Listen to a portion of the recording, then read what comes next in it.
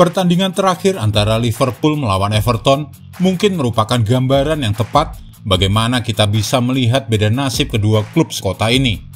Sama-sama bermarkas di kota Liverpool, tapi sepanjang sejarah mereka, Liverpool nasibnya lebih baik, terutama dalam beberapa musim terakhir ini. Everton sementara itu semakin hari semakin mengenaskan nasibnya. Apa yang membedakan arah perjalanan kedua tim ini? Bagaimana Liverpool mengatasi masalah mereka, dan mengapa Everton yang pernah dihuni pemain bintang kelas dunia ini semakin terpuruk? Mari kita simak kronologinya. Rivalitas yang tak lagi berimbang di Derby Merseyside. Derby Merseyside yang sejak dulu selalu menjadi ajang paling sengit antara Liverpool versus Everton tampaknya sudah tak lagi berimbang.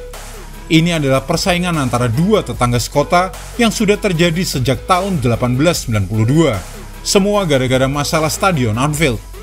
Dan sejak saat itu, rivalitas pun terjadi. Dan saking sengitnya, terkadang laga derby Merseyside ini merupakan salah satu derby yang paling banyak kartu merahnya. Tapi coba kita lihat hasil dari derby Merseyside akhir-akhir ini, terutama 5 tahun terakhir, maka bakal tampak perbedaan mencolok antara kedua tim. Dalam kurun waktu 5 tahun terakhir, Liverpool benar-benar mendominasi Everton.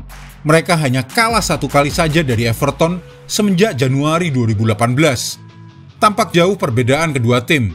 Liverpool hanya sekali kalah melawan Everton, yaitu pada Februari 2021. Selebihnya skuad Jurgen Klopp lebih banyak menangnya dan hanya beberapa kali hasil imbang.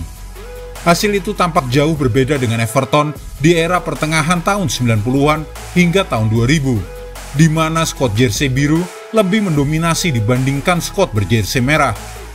Selama hampir 5 musim, Everton lebih berkuasa di kota Liverpool, dan fans Everton jauh lebih dominan di luar lapangan. Sejak 18 September 1993 hingga April tahun 2000, Everton mendominasi Liverpool, dan Liverpool hanya bisa menang sekali saja dalam kurun waktu itu. Itu adalah era di mana Robbie Fowler, Jamie Redknapp, dan Paul Ince membela Everton. Setelah itu memasuki tahun 2000, Everton mulai tenggelam lagi dan berlanjut hingga saat ini. Dan jika sebelumnya Everton nyaman berada di papan tengah klasemen, akhir-akhir ini berbeda, karena The Toffees kini lebih sibuk berusaha lolos dari zona degradasi. Terutama musim ini, di mana posisi skuad asuhan Sean Dyche ini jauh lebih mengkhawatirkan. Dan coba lihat perbedaan prestasi kedua tim sejauh ini di semua kompetisi. Trofi Liverpool jauh lebih banyak jika dibandingkan dengan Everton. Di Liga Domestik, Liverpool telah 19 kali meraih gelar juara Premier League, sementara Everton hanya 9. Di Piala FA, Liverpool 8 kali dan Everton hanya 5 kali. EFL Cup apalagi, Everton tak pernah memenangkan sekalipun.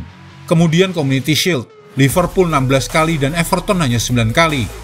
Kemudian di kancah sepak bola Eropa dan internasional, Liverpool memenangkan Liga Champions UEFA sebanyak 6 kali, Everton boro-boro.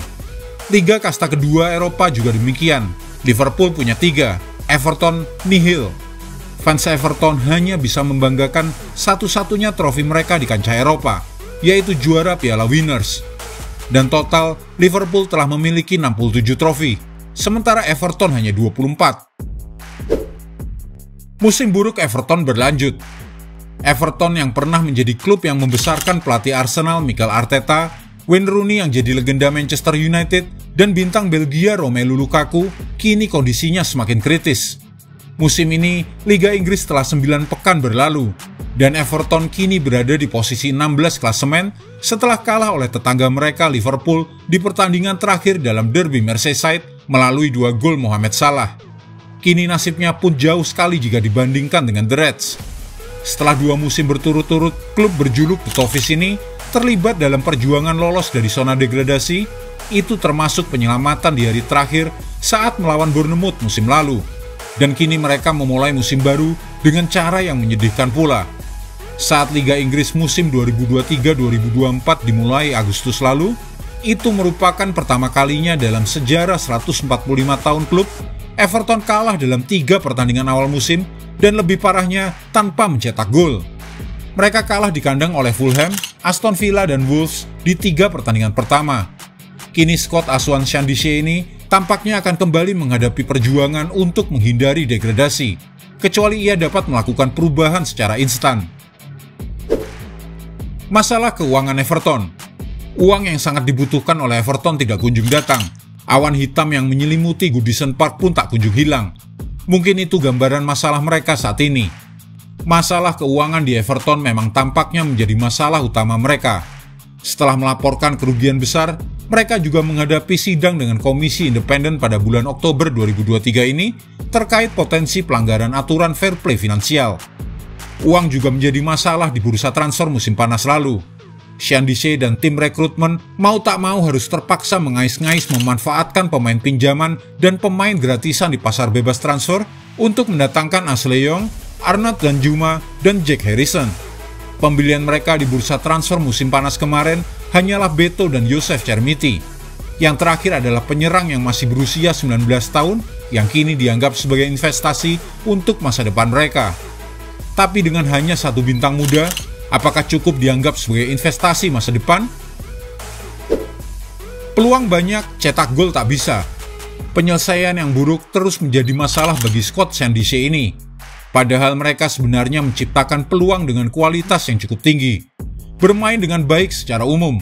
Tapi yaitu, tidak ditindaklanjuti dengan mencetak gol. Itu menjadi masalah utama Everton saat ini jika tak mau menjadikan uang sebagai alasan utama.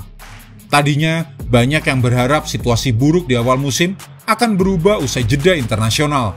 Karena sejumlah pemain mereka yang cedera dapat bermain kembali. Ternyata sama saja. Everton malah dibantai oleh Liverpool. Hingga 9 pertandingan pertama awal musim ini, Everton hanya menang 2 kali, seri 1 kali, dan lebih banyak kalahnya, yaitu sebanyak 6 kali. Bahkan mereka sempat dibantai oleh Luton Town, tim promosi yang baru bergabung musim ini di Premier League dengan skor 1-2. Tapi tetap saja, Sean Dyche tetap tak mau dianggap bahwa Everton kini dalam keadaan krisis.